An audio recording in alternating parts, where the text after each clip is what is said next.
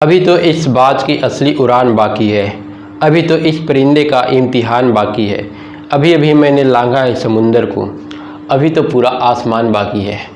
एक बार फिर से मैं सुमंत कुमार नी एकेडमी में आप सभी का स्वागत करता हूं। और फिर से एक नया दिन स्टार्ट हो गया है, नए उत्साह के साथ, नए जोश के साथ। फिर से हम लोग एक नया टॉपिक सीखने जा रहे हैं। ठीक है, प्रीवियस वीडियो में हम लोगों ने सीखा था, प्रीवियस वीडियो में हमने इन्फिनाइट लॉन्ग वायर की वजह से इलेक्ट्रिक फील्ड निकाला था। और इस बार फिर से हम लोग को इलेक्ट्रिक फील्ड ही निकालना है, पर इस बार वायर कैसा होगा, इनफॉर्मली चार्ज वायर होगा, पर वो होगा सर्कुलर टाइप का। तो आज हम लोग जो सीखने जा रहे हैं, एक नया चीज़ फिर से सीखने जा रहे हैं। और यहाँ पर जो हम लोग सीखेंगे वो सीखेंगे एक रिंग की वजह से। ठीक है, एक रिंग जिस पर चार्ज डिस्ट्रीब्यूटेड है, इसके वजह से इलेक्ट्रिक फील्ड कितना होगा। अब इलेक्ट्रिक फील्ड कहाँ पर निकालना है, तो इलेक्ट्रिक फील्ड हम लोग को निकालना होगा इस एक्सिस पर। ठीक है, ये रिंग है, रिंग रखा हुआ है, रिंग के एक्सिस पर हम लोग को पता करना है कि इलेक्ट्रिक फील्ड कितना होगा। और यहाँ पर सरफेस चार्ज, जो चार्ज डेंसिटी है, उसको हम लोग सिग्मा ले लेते हैं। ठीक है, चार्ज पर यूनिट लेंथ यहाँ पर जो होगा वो सिग्मा होगा। ये हमारा सेंटर है और इसका रेडियस हम लोग ले लेते हैं आर। ठीक है, आर इसका रेडियस हो गया। और इस पॉइंट पर हम लोग को इलेक्ट्रिक फील्ड निकालना है। तो इलेक्ट्रिक फील्ड निकालने के लिए फिर से हम लोग को क्या करना है, डिस्टेंस ले लेते हैं। यहाँ से मान लेते हैं हमारा डिस्टेंस जो है वो जेड है।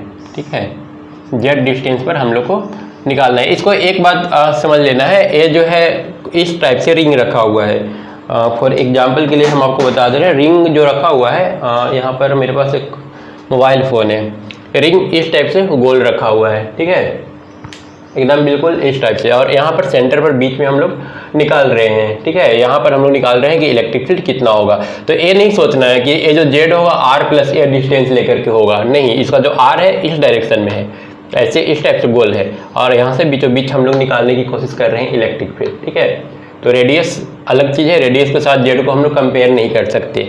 हमारा जो आर है, आर इस पर इस टाइप से होगा सीधा। ठीक है, और इधर हम लोग का ये जो है इलेक्ट्रिक फील्ड निकालना है, डिस्टेंस, मतलब कि रेडियस और ए जो डिस्टेंस है जेड, वो दोनों क्या होगा, एक दूसरे पर परपेंडिकुलर होगा, 90 डिग्री का एंगल बनाएगा। ठीक है, तो ए आर है, ए जेड है। तो अगर ए डिस्टेंस हम लोग को निकालना पड़ गया तो हम लोग इस डिस्टेंस को कितना लिखेंगे, r square plus Z square का अंडर रूट। क्लियर है।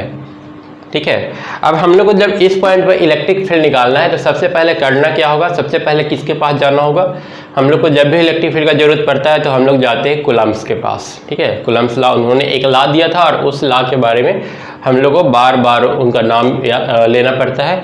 तो उनसे पूछेंगे कि आप अपना फार्मूला बताइए, तो वो बताएंगे कि 1/4πε0 Q/r², इलेक्ट्रिक फील्ड का फार्मूला है। लेकिन साथ में ये भी बोल देंगे कि इसको अप्लाई तभी करना जब तुम्हारा चार्ज छोटा सा हो, पॉइंट चार्ज हो। अब यहाँ पर हमारा चार्ज छोटा सा नहीं है, कोई पॉइंट चार्ज नहीं है, काफ़ी बड़ा चार्ज है और पूरा लेंथ पर डिस्ट्रीब्यूटेड है।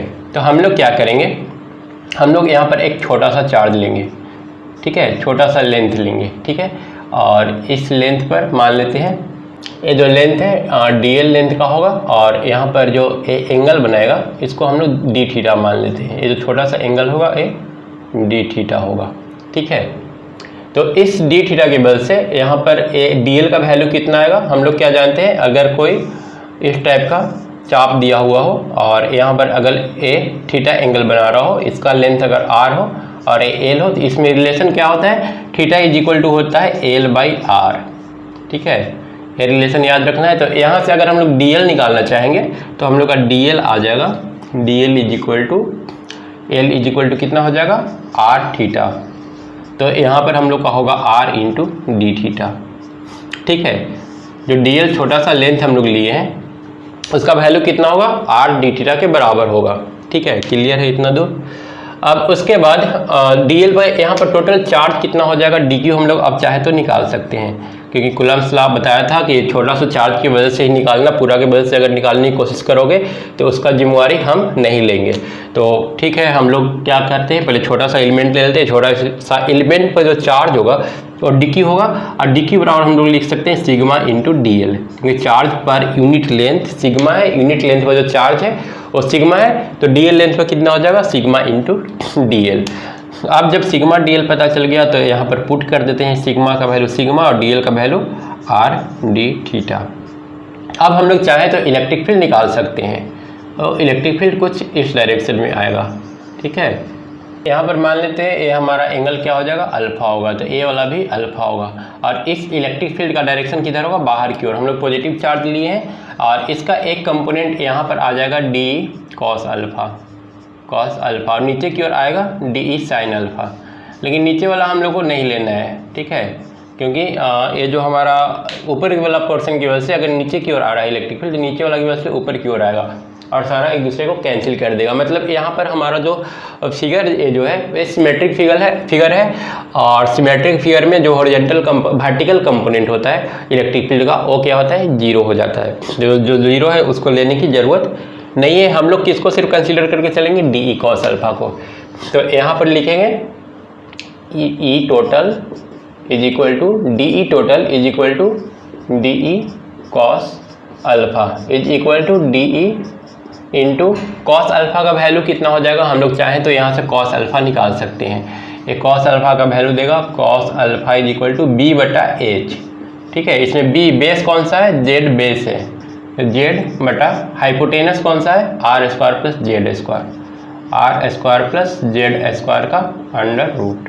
जो लेना था हमने वैल्यू ले लिया कॉस अल्फा का। अब उस कॉस अल्फा का वैल्यू हम लोग यहाँ पर पुट कर देंगे, तो बन जाएगा डी ई इंटू जेड बटा are square plus Z square. ठीक है, यहाँ से हम लोग चाहें तो अब डी का वैल्यू भी निकाल सकते हैं कूलम्ब्स लॉ की हेल्प से। डी बराबर हो जाएगा 1/4 पाई एप्सिलॉन नॉट, जिसको हम लोग सुविधा के लिए के लिख लेते हैं, और 1/4 pi epsilon naught into q की जगह पर डी क्यू लेंगे।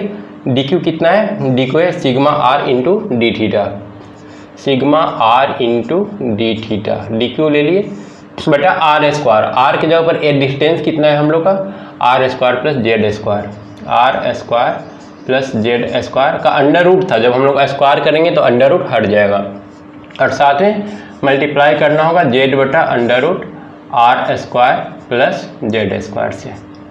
अब क्या करना है, यहाँ से अब हम लोग ई निकाल लेते हैं। ई बराबर कितना हो जाएगा, इसका इंटीग्रेशन करना होगा, और इंटीग्रेशन कहाँ से कहाँ तक करना होगा, ये इंटीग्रेशन हम लोग करना होगा। थीटा कहाँ से कहाँ तक वैरी कर रहा है, थीटा 0 से लेकर के टोटल 2 पाई तक वैरी कर रहा है, तो 0 से 2 पाई, और साथ में के सिग्मा आर जेड बटा are square plus Z square के पावर कितना हो जाएगा, पावर हो जाएगा 3/2 इंटू डी थीटा। सारा कुछ हम लोग लिख लिए, कुछ भी छूटा नहीं है, छूटना भी नहीं चाहिए। ठीक है, इतना हो गया। अब क्या करना है हम लोग को, यहाँ पर सारा टर्म कांस्टेंट है, आर रेडियस है इसका जो कि कांस्टेंट है, जेड इसका डिस्टेंस है जो कि कांस्टेंट है। ठीक है, जेड का वैल्यू फिक्स है यहाँ पर, 10 सेंटीमीटर पर निकालो या फिर 20 सेंटीमीटर पर निकालो, वो वैल्यू फिक्स है। तो सिग्मा ऑलरेडी फिक्स है, तो यहाँ पर कोई भी वेरिएबल नहीं है, तो हम लोग क्या करेंगे, सबको बाहर निकाल लेंगे। तो ये वैल्यू आ जाएगा 1/4 pi epsilon naught sigma are Z बटा are square plus Z square के पावर 3/2। ठीक है, और साथ में इंटीग्रेशन ऑफ डी थीटा, तो डी थीटा का इंटीग्रेशन कर ही देते हैं। कितना हो जाएगा इंटीग्रेशन, थीटा हो जाएगा 0 से लेकर के 2 पाई तक। अब ये वैल्यू हम लोग पुट कर देंगे, तो ऊपर में आ जाएगा 2 पाई बटा 4 पाई एप्सिलॉन नॉट, और साथ में सिग्मा आर जेड बटा are square plus Z square के पावर 3/2। ये हम लोग का टोटल वैल्यू आ गया। अब इसको हम सोल्व कर देंगे, तो सोल्व करने के बाद ये वैल्यू कितना आ जाएगा, इसको सोल्व करेंगे तो यहाँ से 2 पाई और एक कैंसिल होकर के 2 बचेगा, तो 1/2 एप्सिलॉन नॉट, और साथ में सिग्मा आर जेड बटा are square plus Z square के पावर कितना हो जाएगा 3/2। तो ये हम लोग का फाइनल आंसर आ जाएगा। एक रिंग की वजह से अगर हम लोग सेंटर पर निकालना, यहाँ पर निकालना चाहेंगे इस डिस्टेंस पर कि इलेक्ट्रिक फील्ड का वैल्यू कितना होगा, तो ये आ जाएगा सिग्मा आर जेड बटा are square plus Z square. Sigma को हम लोग क्या लिख सकते हैं, सिग्मा हमारा चार्ज पर यूनिट लेंथ था, सिग्मा जो था चार्ज पर यूनिट लेंथ था। यहाँ पर टोटल लेंथ कितना है 2 पाई आर। तो हम लोग चाहें तो सिग्मा को भी यहाँ से रिप्लेस कर सकते हैं। अगर सिग्मा को यहाँ से हम लोग हटाना चाहेंगे तो ये वैल्यू हो जाएगा 1/2 एप्सिलॉन नॉट इंटू सिग्मा की जगह पर लिखना होगा Q/2 pi are, 2 pi are, और साथ में आर जेड बटा कितना हो जाएगा R² प्लस Z² के पावर 3/2। क्लियर है। अब इसको हम लोग क्या करेंगे, 3/2 पावर हो गया तो यहाँ से कुछ कुछ टर्म कैंसिल हो रहा है। ठीक है, यहाँ से R कैंसिल हो रहा है, R कैंसिल हो रहा है, R को कैंसिल कर देंगे तो ये बच जाएगा Q बटा इक्वल टू हो जाएगा QZ बटा 4 पाई। ठीक है, यहाँ से R कैंसिल हुआ था, पाई हमारा है 4 pi epsilon naught into 1/R² plus Z² के पावर 3/2। ये हमारा टोटल वैल्यू आ गया, फाइनल वैल्यू। ठीक है, फाइनल वैल्यू हम लोग का निकल करके आ गया। अब यहाँ पर कुछ कुछ स्पेशल कंडीशन हम लोग ले सकते हैं। ठीक है, क्या क्या कंडीशन ले सकते हैं, पहले तो हम लोग फाइनल वैल्यू एक बार फिर से लिख लेते हैं। फाइनल वैल्यू जो आया है हम लोग का वो आया है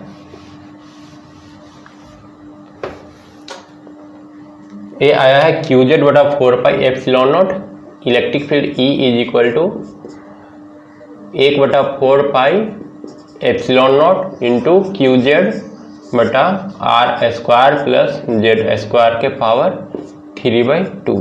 अब यहाँ पर हम लोग स्पेशल केस क्या क्या ले सकते हैं। पहला स्पेशल केस लेते हैं कि मान लो कि हम लोग को इलेक्ट्रिक फील्ड निकालना है इन्फिनिटी पर, इलेक्ट्रिक फील्ड एट इन्फिनिटी। तो इन्फिनिटी जब लेंगे तो ये जो डिस्टेंस है काफ़ी दूर चला जाएगा सर्किल से, जेड का जो वैल्यू है वो कितना हो जाएगा, इन्फिनिटी हो जाएगा। और जेड जब इन्फिनिटी हो जाएगा तो इसका वैल्यू हम लोग फिर क्या लिख सकते हैं, यहाँ पर ए हो जाएगा 1/4 पाई एप्सिलॉन नॉट, ए हो जाएगा QZ बटा, अब यहाँ पर जेड बहुत हाई वैल्यू है तो हम लोग आर को चाहे तो इग्नोर कर सकते हैं, और जब आर इग्नोर होगा तो ए सिर्फ बच जाएगा Z² इंटू इसका पावर 3/2, तो ये जेड का पावर होल क्यू हो जाएगा। जब ये होल क्यू होगा तो लिख सकते हैं 1/4 पाई एप्सिलॉन नॉट क्यू बटा Z²। ठीक है, ये हो जाएगा। अगर हम लोग जेड का वैल्यू काफ़ी बड़ा लेते हैं, काफ़ी दूर तक हम लोग सोचते हैं, तो यहाँ पर जेड और जेड कैंसिल होकर के ए एक पॉइंट चार्ज की तरह हो जाएगा। क्यों? क्योंकि ये जो इलेक्ट्रिक फील्ड आता था वो तब आता था जब हम लोग किसी पॉइंट चार्ज की वजह से निकालते थे। 1/4 पाई एप्सिलॉन नॉट क्यू बटा R² तब आता था जब हम लोग को इलेक्ट्रिक फील्ड निकालना होता था किसी पॉइंट चार्ज की वजह से। और अब जब हम लोग जेड का वैल्यू काफ़ी बड़ा ले रहे हैं, यहाँ पर इन्फिनिटी लिखना ठीक नहीं होगा, E एट जेड जो कि बहुत बड़ा है, जो कि बहुत बड़ा है हम लोग का आर से, ए ले लेते हैं। जेड जो है आर से काफ़ी ज़्यादा बड़ा है, तो जेड जब आर से काफ़ी ज़्यादा बड़ा होगा तो ए एक पॉइंट चार्ज की तरफ बिहेव करेगा। अब इसी में एक केस और ले सकते हैं, दूसरा केस हम लोग ले रहे हैं when z is equal to 0। Z 0 लेने का मतलब कि ए पॉइंट कहाँ चला जाएगा, सर्किल के सेंटर पर चला जाएगा। अब सेंटर पर इस सर्किल के वजह से जब हम लोग को सेंटर पर इलेक्ट्रिक फील्ड निकालना होगा तो कितना हो जाएगा, जेड का वैल्यू जब हम लोग 0 रखेंगे तो ई बराबर आ जाएगा 1/4 पाई एप्सिलॉन नॉट QZ बटा, यहाँ आर का वैल्यू कितना आ जाएगा, आर का वैल्यू आ जाएगा 2 कैंसिल होकर के Q। ठीक है, और यहाँ पर जेड क्या है, जेड का वैल्यू 0 है तो ऊपर वाला टर्म भी 0 हो जाएगा, मतलब इलेक्ट्रिक फील्ड 0। सेंटर पर जो हम लोग का इलेक्ट्रिक फील्ड आएगा वो टोटल 0 आएगा, क्योंकि सारा एक दूसरे के वजह से कैंसिल हो जाएगा। ठीक है, इधर वाला का पार्ट से ऊपर इलेक्ट्रिक फील्ड, ऊपर वाला का पार्ट से नीचे इलेक्ट्रिक फील्ड, इस तरह से सारा इलेक्ट्रिक फील्ड पूरी तरह से कैंसिल होकर कितना दे देगा, हम लोग को 0 दे देगा। यहाँ से ही पता चल जा रहा है कि जेड 0 रखेंगे तो ओवरऑल इलेक्ट्रिक फील्ड हम लोग कितना मिलने वाला है, 0 मिलने वाला है। तो एक काम तो कंप्लीट हो गया। अब हम लोग साथ में ही देख लेते हैं डिस्क का, डिस्क की वजह से हम लोग कैसे निकालेंगे इलेक्ट्रिक फील्ड, तो वो इसी से रिलेटेड है। ठीक है, रिंग की वजह से हम लोग इलेक्ट्रिक फील्ड निकाल चुके हैं, और डिस्क का जो इलेक्ट्रिक फील्ड होता है इससे काफ़ी ज़्यादा मिलता जुलता है। इसमें अगर स्टेप लिखना है तो स्टेप हम लोग लिख सकते हैं। पहला स्टेप क्या करना है, एक छोटा सा चार्ज लेना है DL लेंथ का। ठीक है, DL लेंथ का d थीटा पर एक छोटा सा चार्ज लेना है, यूज कर लेना है फार्मूला थीटा बराबर L/R, यहाँ से आ जाएगा DL बराबर R d थीटा, पहला स्टेप में। दूसरा स्टेप में क्या करना है, DQ निकालना है। डी ई निकालना है। डी ई बराबर कितना हो जाएगा 1/4 pi epsilon naught, 4 pi epsilon naught D Q बराबर sigma into D L. D L के जगह पर आर डी थीटा हम लोग पुट कर सकते हैं, इतना भाई R square plus Z square का under root, total sorry under root नहीं होगा, ए हो जाएगा, ठीक है। और साथ में कॉस थीटा कॉस अल्फा भी रहेगा, ठीक है। कॉस अल्फा का वैल्यू यहाँ पर पुट कर देना है। पुट करने के बाद थर्ड स्टेप में हम लोग को इंटीग्रेशन करना है। Integrate by taking all constant outside. क्या करेंगे हम लोग, सारा जो कांस्टेंट टर्म है बाहर लिख लेंगे और अंदर में जो इंटीग्रेबल टर्म था डी थीटा उसको हम लोग 0 से 2 पाई तक इंटीग्रेट कर देंगे और इसके बाद इंटीग्रेशन के बाद फाइनल हम लोग का आंसर आ जाएगा। फिर इसमें हम लोग को कुछ करना नहीं है, ठीक है। अब हम लोग सोचते हैं दूसरा जो डिस्क है, डिस्क के वजह से हम लोग कैसे निकालेंगे। तो डिस्क के लिए जो इसका फार्मूला है उसका रिक्वायरमेंट होगा हम लोग को। एक बार इसका जो फार्मूला हम लोग को रिजल्ट मिला था वो रिजल्ट लिख लेंगे। रिजल्ट क्या आया था, इलेक्ट्रिक फील्ड ई बराबर आया था 1/4 pi epsilon naught into Q Z बटा are square plus Z square के पावर 3/2 ये रिजल्ट आया था। अब हम लोग सोचते हैं कि जब ए रिंग के जगह पर डिस्क रहेगा तो इलेक्ट्रिक फील्ड कैसे निकालेंगे। तो जब ए रिंग हमारा डिस्क में कन्वर्ट हो जाएगा तो यहाँ पर कहीं पर भी कुछ खाली नहीं रहेगा, ठीक है। फिर हम लोग को डी थीटा लेने की ज़रूरत नहीं है, जो ज़रूरत नहीं है उसको हटा देते हैं, ठीक है। ए डिस्क कुछ इस टाइप से रहेगा, ठीक है, इसको हटा देते हैं पूरा। ये हमारा मान लेते हैं डिस्क है, ठीक है। और डिस्क में एक छोटा सा पार्ट ले लेते हैं, एक छोटा सा रिंग ले लेते हैं। ये पूरा डिस्क है, ठीक है ना, ये ध्यान रखना है पूरा डिस्क है, हर जगह पर कुछ ना कुछ मटेरियल है, ये पूरा मटेरियल है। और इसमें हम लोग क्या कर रहे हैं, एक रिंग काट करके निकाल रहे हैं, ठीक है। ये हमारा रिंग हो गया पतला सा, ठीक है, क्योंकि एक्चुअली हम लोग रिंग के वजह से इलेक्ट्रिक फील्ड निकालना सीख गए हैं, ठीक है। तो इसलिए हम लोग यहाँ पर एक रिंग बना लेते हैं। ये हमारा रिंग हो गया, ठीक है। ये सेंटर है डिस्क का और डिस्क के सेंटर से जेड डिस्टेंस पर ये जो डिस्टेंस होगा वो जेड होगा। जेड डिस्टेंस पर हम लोग को निकालना है टोटल इलेक्ट्रिक फील्ड। क्या करना होगा, हमने सबसे पहले एक छोटा सा रिंग लिया, ठीक है। रिंग के वजह से हम लोग सबसे पहले इस पॉइंट पर इलेक्ट्रिक फील्ड निकालेंगे जो डीई का काम करेगा, ठीक है। क्योंकि ऐसा बहुत सारा रिंग से हमारा ए डिस्क बना हुआ है, पतला पतला बहुत सारा रिंग को जब हम लोग मिला देंगे तो क्या होगा, एक डिस्क बन जाएगा। अगर हमको रिंग का इलेक्ट्रिक फील्ड पता चल जाए तो उस रिंग को हम लोग 0 से लेकर के आर तक इंटीग्रेट कर देंगे, तब हम लोग को क्या मिल जाएगा, पूरा डिस्क का इलेक्ट्रिक फील्ड मिल जाएगा। कहने का मतलब एक बार अगर हम लोग रिंग का इलेक्ट्रिक फील्ड निकाल ले तो डिस्क का इलेक्ट्रिक फील्ड निकालना टफ नहीं है। तो हम लोग यहाँ पर जो रिंग है, रिंग का ये जो रेडियस है हम लोग स्मॉल आर लेते हैं और ये जो थिकनेस है, रिंग है तो कुछ ना कुछ थोड़ा बहुत थिकनेस इसका तो होगा ही, इसका थिकनेस हम लोग डी आर एज्यूम कर लेते हैं। ये हमारा है डी आर थिकनेस का, ठीक है। इस रिंग का टोटल लेंथ कितना हो जाएगा, इस रिंग का टोटल लेंथ होगा 2 पाई आर। टोटल चार्ज कितना हो जाएगा यहाँ पर, ठीक है, चार्ज हो जाएगा यहाँ पर सरफेस चार्ज डेंसिटी हम लोग सिग्मा ले लेते हैं एक बार फिर से। सिग्मा बराबर कितना हो जाएगा, क्यू बटा pi R square, pi R square, क्योंकि इस बार पूरा ये एरिया है। पिछला वाला में हम लोग लेंथ लिए थे 2 पाई आर, यहाँ पर हम लोग पूरा एरिया लेंगे पाई आर स्क्वायर।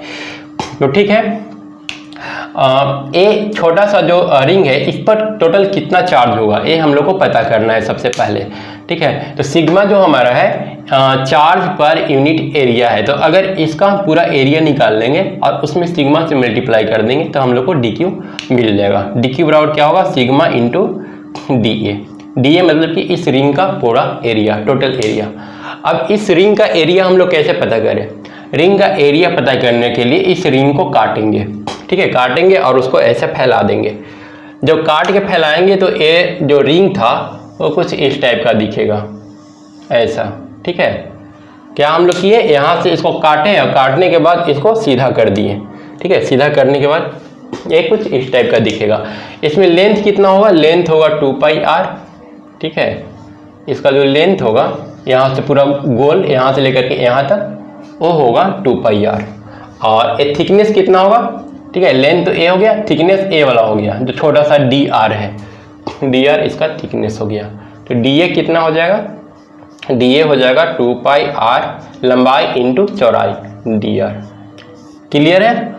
ये पहला स्टेप है। पहला स्टेप अभी तक हम लोग क्लियर कर रहे हैं, क्योंकि पहला स्टेप हम लोग को चाहिए एक इस एरिया पर चार्ज चाहिए। पहले क्या करना है, एक छोटा सा रिंग कंसीडर करना है। अब उस रिंग पर टोटल कितना चार्ज है वो हम लोग को पता करना है, क्योंकि रिंग के लिए हम लोग इलेक्ट्रिक फील्ड निकालना सीख चुके हैं। और रिंग के लिए जब इलेक्ट्रिक फील्ड निकालते हैं तो यहाँ पर हम लोग को जरूरत पड़ता है उस रिंग पर कितना चार्ज है इस चीज़ का, ठीक है, रिंग पर कितना चार्ज है। यहाँ पर तो Q था, हमने Q ले लिया, कोई दिक्कत नहीं हुआ। पर यहाँ पर इस रिंग पर चार्ज Q नहीं है, ठीक है, यहाँ पर टोटल एरिया है उस पर चार्ज Q है, ठीक है। और हम लोग को एक छोटा सा एलिमेंट पर निकालना है कि चार्ज कितना होगा, ठीक है। हम लोग एक एक नियम से भी इसको सॉल्व कर सकते हैं। ये एज्यूम कर सकते हैं कि कितना πr स्क्वायर पर चार्ज कितना है, Q है। तो यूनिटी पर चार्ज कितना हो जाएगा, Q बटा πr स्क्वायर, ठीक है। तो इसलिए 2πr, टोटल एरिया कितना है 2πr इंटू dr। इस एरिया पर चार्ज कितना हो जाएगा, तो Q बटा πr square into 2πr dr, ठीक है। और यहाँ पर Q बटा πr स्क्वायर को हमने क्या एज्यूम कर रखा है, सिग्मा एज्यूम कर रखा है। तो इसको लिख सकते हैं सिग्मा इंटू 2πr dr। और वही चीज़ यहाँ पर आ रहा है, यहाँ पर जो सिग्मा इंटू डी ए का वैल्यू आ रहा है वो आ रहा है dq बराबर सिग्मा इंटू डी ए के जगह पर 2πr dr। क्लियर हुआ? एक पहला स्टेप है, और पहला स्टेप अगर गलती हो गया तो फिर क्वेश्चन सॉल्व होने का कोई सवाल ही नहीं है। पहला स्टेप में फंसना नहीं है। पहला स्टेप में एक रिंग कंसीडर करना है, उस रिंग का एरिया निकालना है, और हम लोग को फिर ये लेना है कि टोटल जो एरिया है इसका, टोटल एरिया पर चार्ज है Q। तो इसलिए एक छोटा सा एरिया 2πr dr पर चार्ज कितना होगा, तो 2πr dr इंटू Q बटा πr स्क्वायर, ठीक है। या फिर अगर एक एक नियम से नहीं सॉल्व करना है तो dq बराबर सिग्मा इंटू डी ए हमेशा होता है, ठीक है। सिग्मा इंटू डी एल जैसे ले रहे थे पहले के केस में, अभी सिग्मा इंटू डी ए ले लेंगे, और डी ए हम लोग निकाल चुके हैं। तो ठीक है, dq का वैल्यू पता चल गया। तो dq का वैल्यू पता चल गया तो यहाँ पर रख देंगे, तो अब हम लोग का de मिल जाएगा। जब de मिल जाएगा तो अब काम रहेगा सिर्फ उसको इंटीग्रेट करना 0 से लेकर के r तक।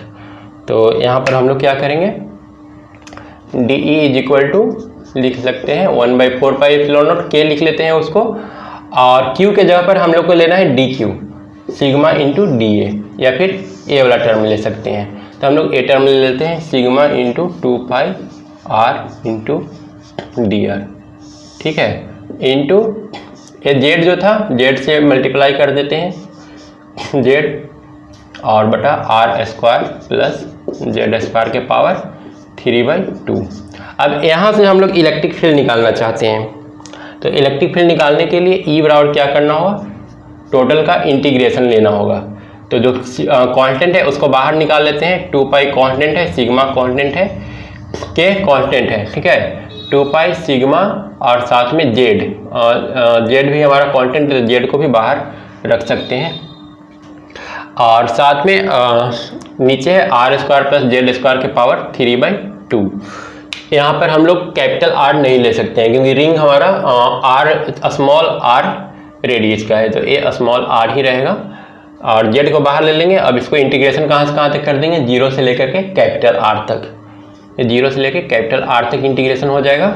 अंदर में क्या क्या रह गया, अंदर में रह गया r dr बटा r square plus z square के पावर 3/2, ठीक है। इतना इंटीग्रेशन बच गया। अब इंटीग्रेशन हम लोग काफ़ी ज़्यादा सोल्व कर चुके हैं, इंटीग्रेशन हम लोग देख चुके हैं क्लास 12th में। तो इसको हम लोग इंटीग्रेट कर लेंगे इजीली। ये आ जाएगा 2π सिग्मा के z। हम लोग क्या करते हैं, r square plus z square को थीटा के एज्यूम कर लेते हैं, ठीक है। r square plus z square is equal to हम लोग मान लेते हैं कुछ इसको l मान लेते हैं, ठीक है, l। तो इसको जब हम लोग डिफ्रेंशिएट करेंगे तो यहाँ से 2r dr is equal to आ जाएगा dl, ठीक है, dl/dr। r के रेस्पेक्ट में हम लोग डिफ्रेंशिएशन किए हैं, तो z का डिफ्रेंशिएशन क्या होगा, 0 होगा। तो यहाँ पर हम लोग लिख सकते हैं आर डी आर, आर के जगह पर आर डी आर का वैल्यू कितना है, डी एल बाई टू, तो बटा टू और साथ में डी एल डिवाइडेड बाई नीचे में क्या हो जाएगा, r square plus Z square को हमने एल मान रखा है, तो एल के पावर कितना हो जाएगा 3/2। ठीक है, इसको हम लोग अगला स्टेप में लिख सकते हैं 2 पाई सिग्मा के जेड बटा 2 और इंटीग्रेशन ऑफ एल के पावर -3/2 डी एल। ठीक है, उसके बाद नेक्स्ट स्टेप में क्या हो जाएगा, अब हम लोग को इसका इंटीग्रेशन कर देना है। इक्वल टू 2 से 2 कैंसिल होगा, सिग्मा पाई के जेड सिग्मा पाई के जेड और इसका इंटीग्रेशन करेंगे तो कहाँ से कहाँ तक जाएगा, एल के पावर -3/2 + 1 बटा -3/2 + 1 और ए लिमिट कहाँ से कहाँ तक हम लोग को रखना होगा, ए लिमिट जो था हम लोग का पहले से था 0 से लेकर के r तक। ठीक है, और जब 0 से r तक था तब हमारा वेरिएबल था dr। ठीक है, जब 0 से r था तब हमारा वेरिएबल था dr। अब हम लोग dr को कन्वर्ट कर लिए हैं dl में, तो इसको भी कन्वर्ट करना होगा लिमिट को। ठीक है, तो लिमिट को हम लोग कैसे कन्वर्ट करेंगे, यहाँ पर r की जगह पर एक बार स्मॉल r की जगह पर एक बार हम लोग को कैपिटल R रखना पड़ेगा और एक बार 0 रखना पड़ेगा। जब कैपिटल R रखेंगे तो ये आ जाएगा r square plus Z square और जब हम लोग 0 रखेंगे तो ये आएगा जेड स्क्वायर। ठीक है, यहाँ पर अगर कन्फ्यूजन हो रहा है एक कैसे हुआ तो एक बार पीछे वाला टर्म याद कीजिए। पीछे में हम लोग क्या था, यहाँ पर था 2 पाई सिग्मा के जेड बटा 2 नहीं था, यहाँ पर इंटीग्रेशन ऑफ dl के जगह पर हम लोग का कितना था, r dz था, r dr था। ठीक है, r dr ऊपर में था और नीचे में क्या था, नीचे में था r square plus Z square के पावर 3/2। ठीक है, एक बार फिर से ए स्टेप समझा रहे हैं ये कैसे हुआ। तो यहाँ पर हम लोग का वेरिएबल r था। ठीक है, जब वेरिएबल स्मॉल r था तब हम लोग लिमिट ले रहे थे 0 से लेकर के कैपिटल R तक। अब जब हमारा वेरिएबल dl है तो हम लोग स्मॉल r को रिप्लेस कर चुके हैं l से। ठीक है, तो a लिमिट भी हमारा l के टर्म में होना चाहिए। तो l अब कहाँ से कहाँ तक वेरी कर रहा है, r तो 0 से लेकर कैपिटल R तक वेरी कर रहा था, लेकिन अब r है ही नहीं, r को हम लोग l में कन्वर्ट कर दिए हैं। तो अब l कहाँ से कहाँ तक वेरी करेगा, तो l वेरी करेगा, एक बार r रखेंगे कैपिटल R के जगह पर तो r square plus Z square से लेकर के एक बार 0 रखेंगे तो जेड स्क्वायर तक वेरी करेगा। ठीक है, अब उसके बाद इसको सॉल्व कर लेंगे, तो सॉल्व करने के बाद a देगा इक्वल टू सिग्मा पाई के जेड इंटू ए वैल्यू कितना हो जाएगा, एल के पावर -1/2 बटा यहाँ पर -1/2। तो यहाँ पर एक माइनस साइन ले लेते हैं और 1/2 हुआ तो 2 ऊपर चला जाएगा। ठीक है, -1/2 इसका जेड स्क्वायर से कहाँ तक जाएगा, r square plus Z square तक is equal to -2 sigma pi के जेड ए हो जाएगा 1/√l। ठीक है, 1/√l। इसको हम लोग सॉल्व करेंगे तो ए हमको देगा -2 सिग्मा पाई के जेड इंटू 1/√l के जगह पर एक बार क्या रखना है, r square plus Z square और साथ में माइनस एक बार रखना है 1/z। ये हमारा फाइनल वैल्यू आएगा। ठीक है, और इसमें अगर हम लोग माइनस साइन अंदर लेके चले जाएं तो माइनस साइन अंदर ले जाने से ए वैल्यू हो जाएगा इज इक्वल टू -2, माइनस को हटा लेते हैं, माइनस अंदर जाएगा तो 2 सिग्मा पाई के Z √1/z minus 1/r square plus Z square के √। ठीक है, और यहाँ पर अगर चाहे तो हम लोग सिग्मा का वैल्यू रख सकते हैं। सिग्मा का वैल्यू कितना था, q/πr स्क्वायर, तो ये हो जाएगा 2 सिग्मा के जगह पर q/πr स्क्वायर और साथ में ऊपर में q के बाद पाई के जेड और यहाँ पर 1/z minus 1/r square plus Z square का √। ठीक है, इसको हम लोग सोल्व करेंगे तो पाई से पाई कैंसिल होगा। ठीक है, और साथ में क्यू के जगह के जगह पर भी हम लोग 1/4 पाई एप्सिलॉन नॉट रख सकते हैं, तो 1/4 पाई एप्सिलॉन नॉट ये रख लेंगे। तो वैल्यू हम लोग को मिलेगा 1/4 pi epsilon naught into 2q/r²। ठीक है, 2q/r², आर स्क्वायर यहाँ पर है, और उसके बाद जेड को अंदर लेके चल जाते हैं, तो जेड को अंदर ले जाएंगे तो z/√r² प्लस z² मिलेगा। ठीक है, ये हम लोग का पूरा डिस्क की वजह से इलेक्ट्रिक फील्ड आएगा।